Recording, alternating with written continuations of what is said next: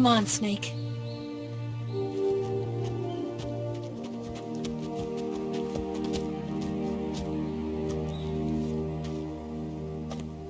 We made it. We made it. Over there.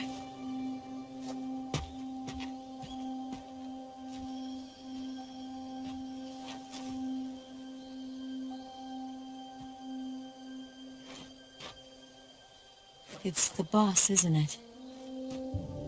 I'll go get the wig ready to take off.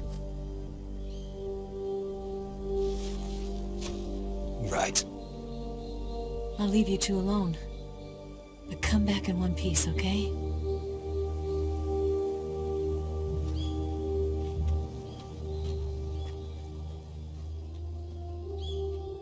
Promise me!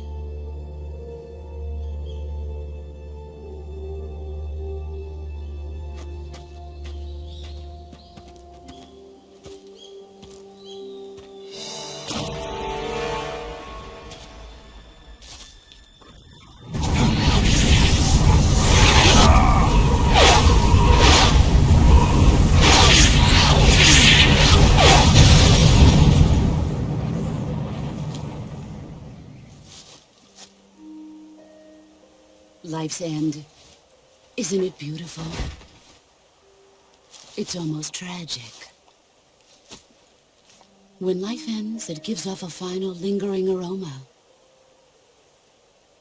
Light is but a farewell gift from the darkness to those on their way to die. I've been waiting, Snake, for a long time. Waiting for your birth, your growth, and the finality of today.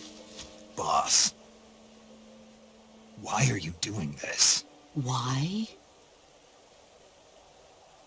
To make the world one again. The world used to be whole.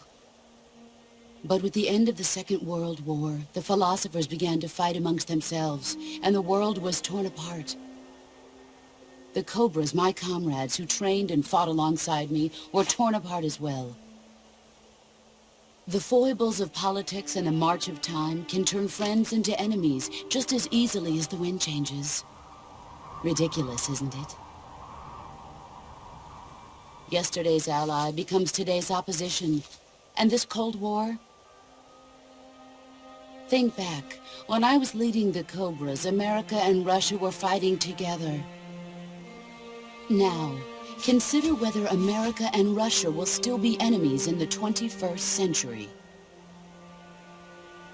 Somehow I doubt it. Enemies change along with the times, the flow of the ages, and we soldiers are forced to play along. I didn't raise you and shape you into the man you are today just so we could face each other in battle. A soldier's skills aren't meant to be used to hurt friends. So then what is an enemy? Is there such a thing as an absolute timeless enemy? There is no such thing, and never has been. And the reason is that our enemies are human beings like us. They can only be our enemies in relative terms. The world must be made whole again. The philosophers must be reunited. I will devote my skills to that purpose. And with the Colonel's money, I will achieve that end. Just as I once created the Cobras.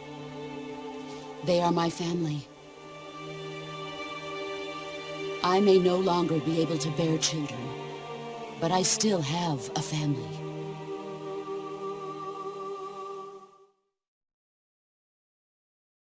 It was November 1st, 1951.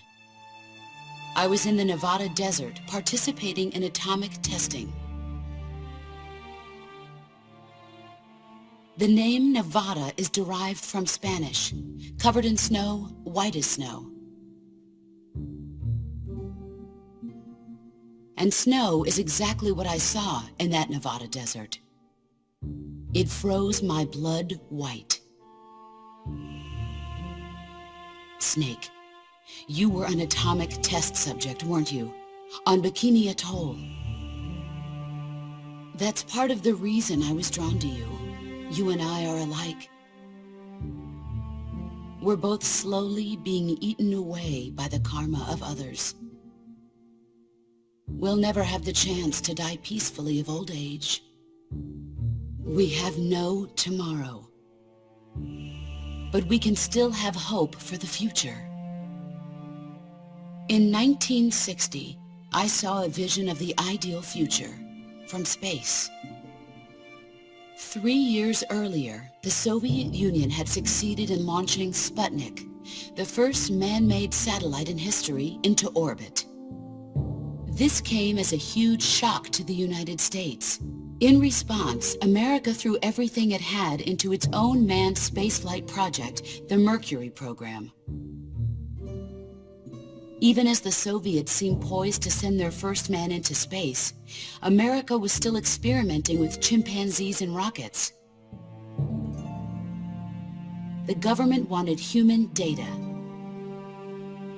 so they secretly decided to send a human being into space. I was the one they chose. At the time, they didn't have the technology to block out cosmic rays, and whoever they sent up would inevitably be exposed to heavy radiation. That's why they chose me. After all, I'd already been irradiated once. Of course, you won't find any of this in the history books. I could see the planet as it appeared from space. That's when it finally hit me. Space exploration is nothing but another game in the power struggle between the US and the USSR. Politics, economics, the arms race, they're all just arenas for meaningless competition. I'm sure you can see that, but the Earth itself has no boundaries. No East, no West, no Cold War. And the irony of it is, the United States and the Soviet Union are spending billions on their space programs and the missile race, only to arrive at the same conclusion. In the 21st century, everyone will be able to see that we are all just inhabitants of a little celestial body called Earth. A world without communism or capitalism, that is the world I wanted to see. But reality continued to betray me. In 1961, I was sent to Cuba, to Bahia de Cochinos. It was part of a CIA-sponsored invasion under the guise of taking Cuban exiles back to their country. But the US government betrayed them. Our weak-kneed president held back their air support. Defenseless, the exiles were annihilated by the Cuban army. All I could do was watch in silence. I was set up by the very country I'd sacrificed so much for, by the very government I dedicated my life to defending. I was driven from the surface world, and I went underground. Then, 2 years ago, I faced the sorrow, my old comrade in battle. He was my friend. But one of us had to die. I was left with no choice. The sorrow gave his life for me. There is no enmity between us. One must live, and one must die. That was the mission. The ones who gave me that mission were the philosophers. Early in the 20th century, the true holders of power in the United States, the Republic of China, and the newly formed Soviet Union gathered together in a secret meeting that would later be known as the Wise Men's Committee.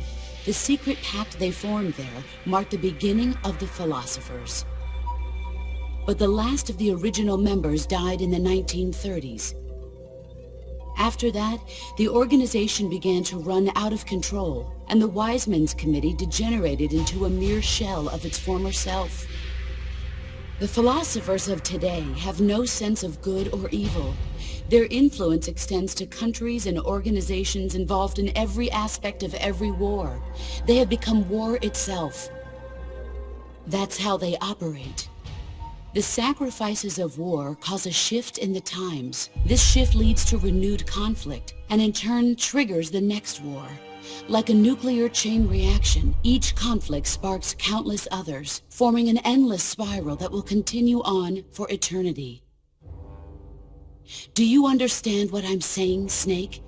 By consuming me and you, the philosophers intend to keep that cycle going forever. It was my father who explained all of this to me. He was one of them.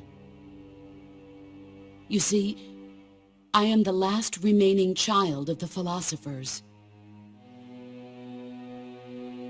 But after he revealed the truth, my father was killed by that same shapeless, formless organization. And my father isn't the only thing the philosophers have taken from me. In June of 1944, the Cobras and I took part in the landing at Normandy. We'd been given a top-secret mission to locate and destroy enemy V-2 rocket installations. I was pregnant at the time. The sorrow was the father. I gave birth on the field of battle. A beautiful baby boy. But my child was snatched away from me by the philosophers.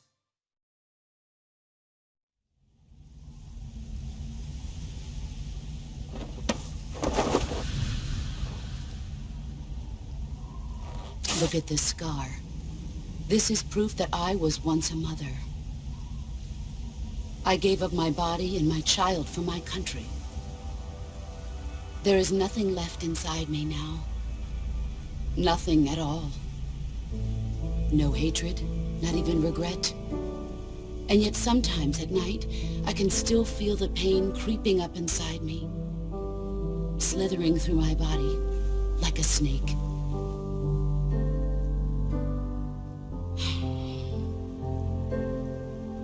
I've never talked this much about myself before. Thanks. Thanks for listening to me.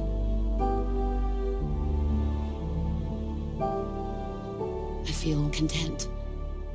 Snake, commence the operation. I raised you. I loved you. I've given you weapons, taught you techniques, endowed you with knowledge. There is nothing more for me to give you. All that's left for you to take is my life, by your own hand. One must die, and one must live. No victory, no defeat. The survivor will carry on the fight. It is our destiny. The one who survives will inherit the title of boss. And the one who inherits the title of boss will face an existence of endless battle. I'll give you 10 minutes. In 10 minutes, MiGs will come and bomb the hell out of this place. If you can beat me in less than 10 minutes, you'll be able to escape in time. Let's make this the greatest 10 minutes of our lives, Jack. Boss? You're a soldier. Finish your mission. Prove your loyalty. Face me.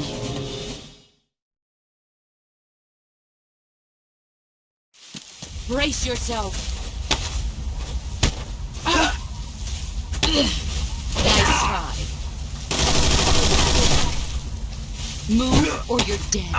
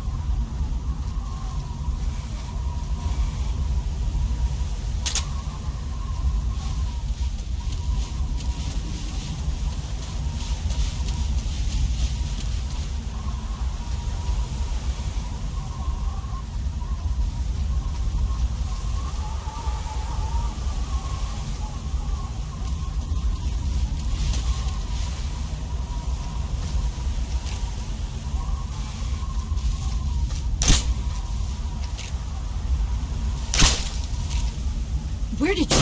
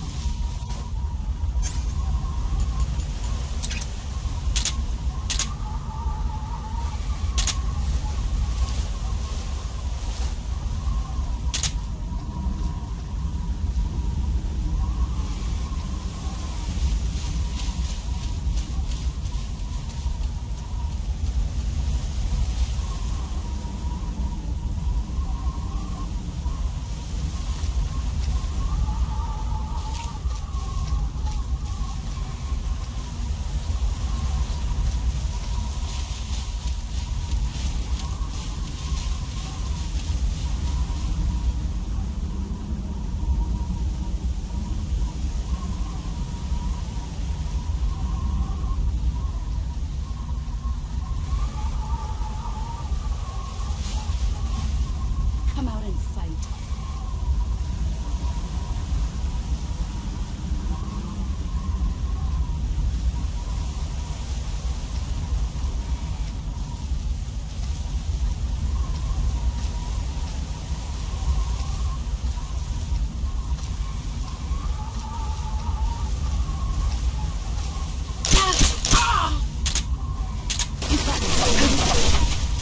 Get ready!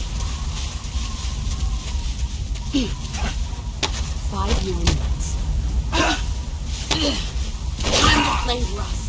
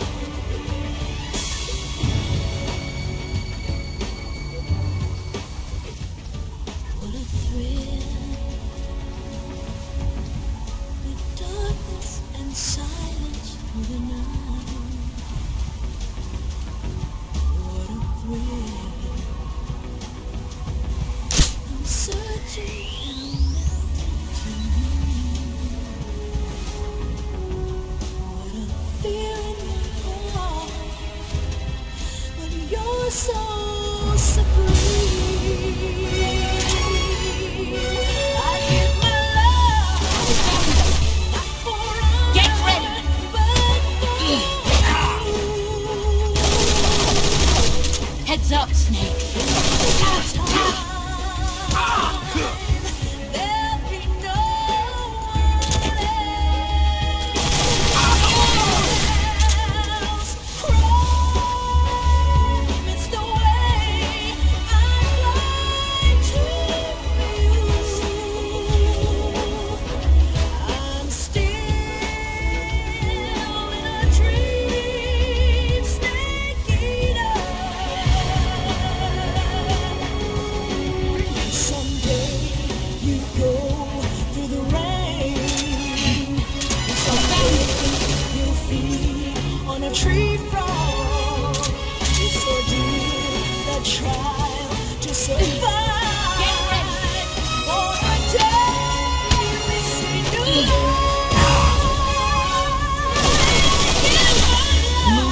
you're dead.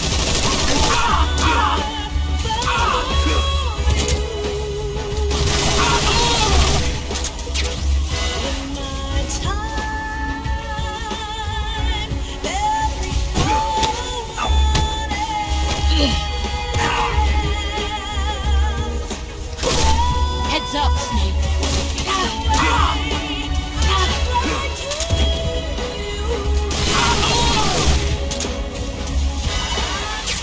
Only 30 seconds.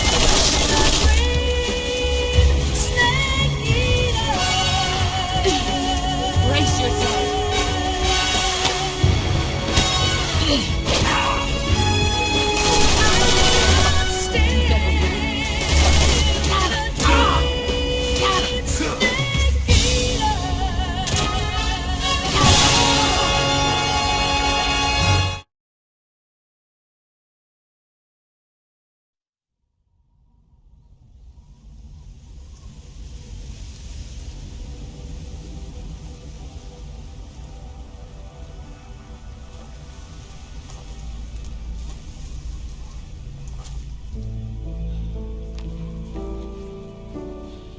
Take this. Keep it safe.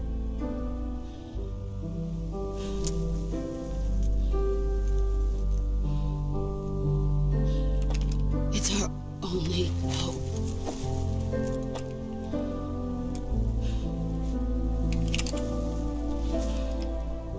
A patriot? Why are you giving me this? Jack. Or should I say, Snake. You're a wonderful man. Kill me. Kill me now. Do it.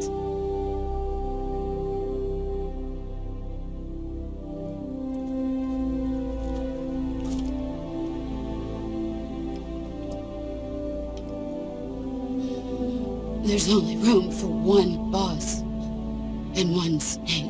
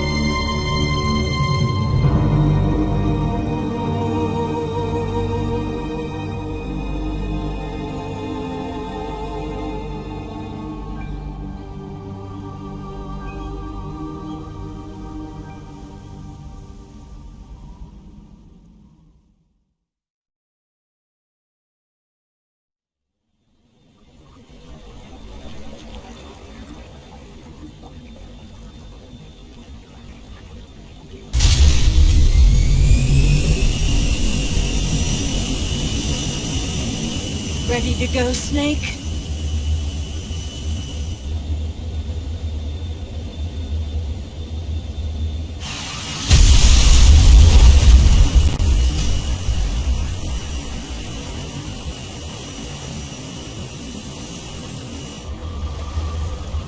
Are you okay?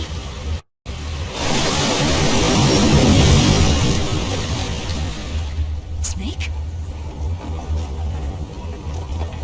Yeah.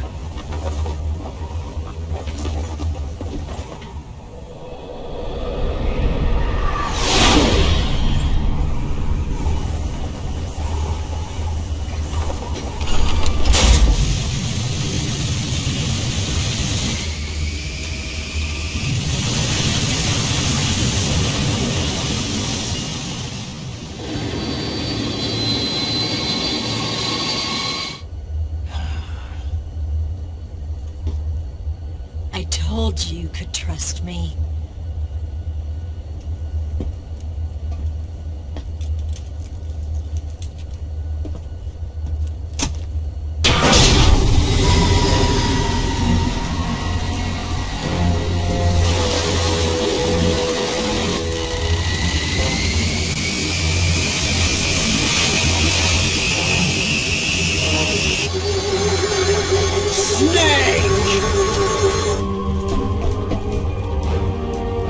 Ocelot! We're not done yet!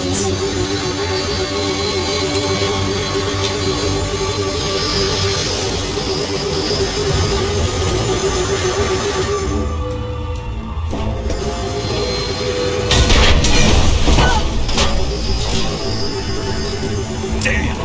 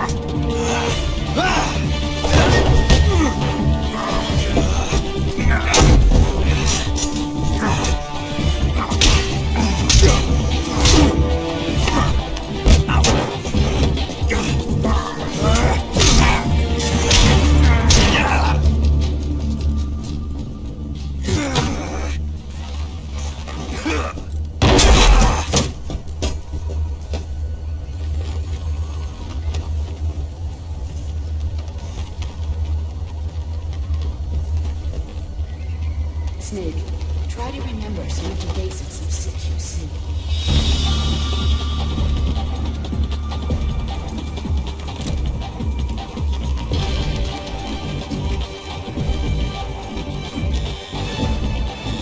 Not good!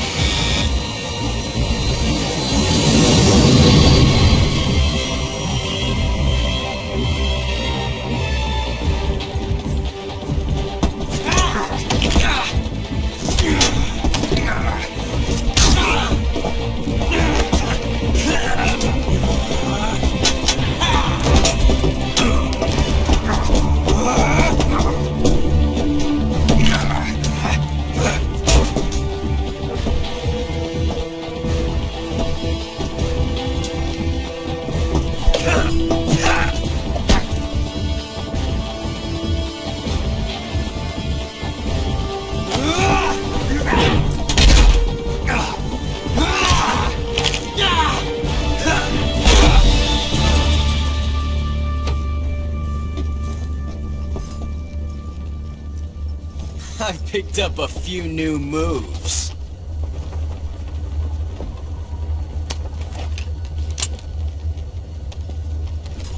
Huh. It doesn't feel right to shoot an unarmed man.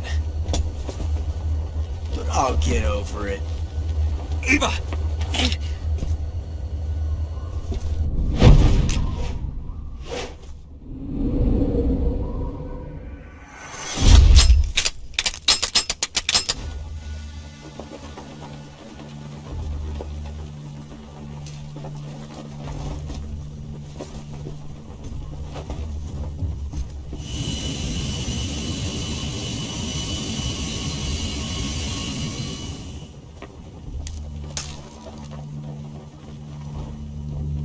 What do you say to one last showdown?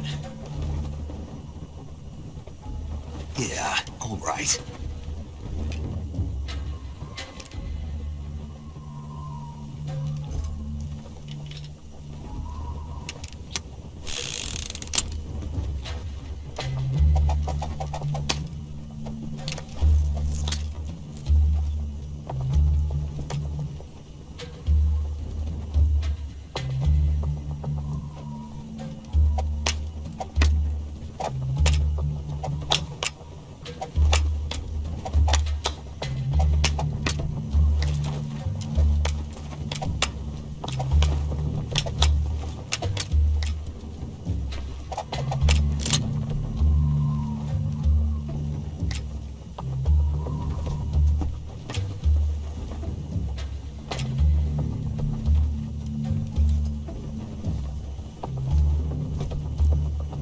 What's your name?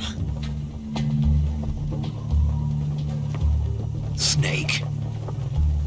No, not that name. You're not a snake, and I'm not an ocelot. We're men with names. My name is Adamska. What's yours? John. Very well, John. Plain name, but I won't forget it.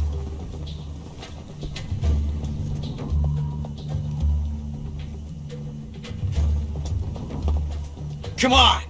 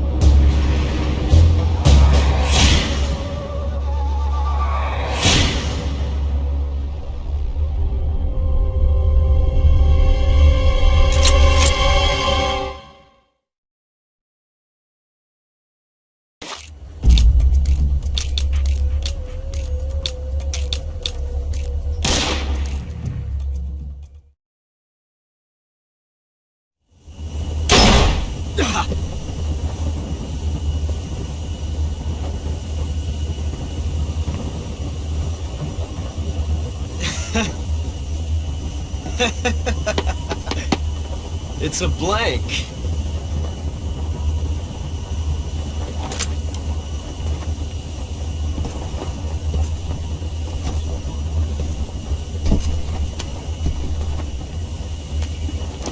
Oh, that was fun. Till we meet again, John.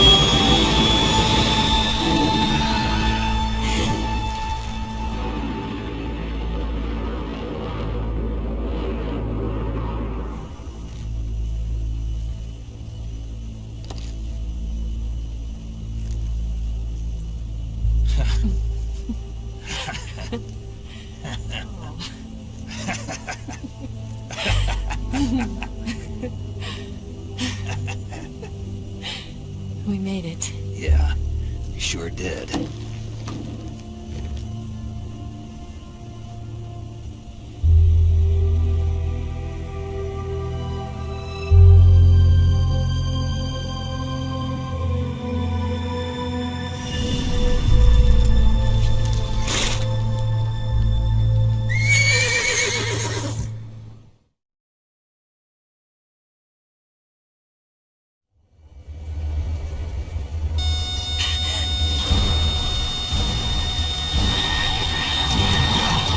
Oh no!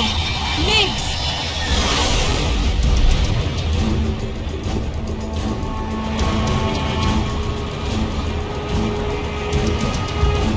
There's no way out! What are we gonna do? We've come too far to let them stop us now. Those things got to be armed. It's no use. There's no way we can outmaneuver them.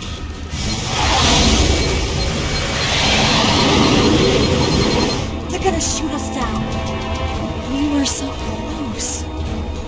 Weapon systems on. Locked on target. I got tone. You were great, Eva. Huh? Thanks.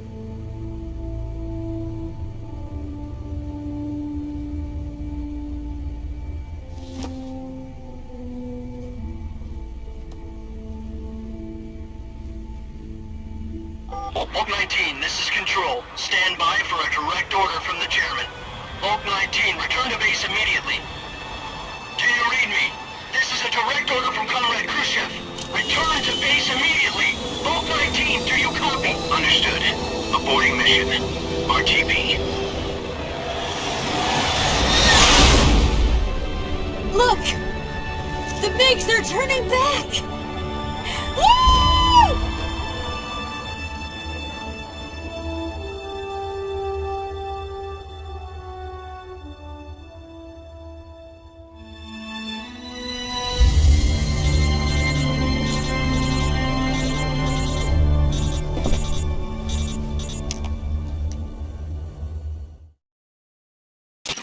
Well done, Snake.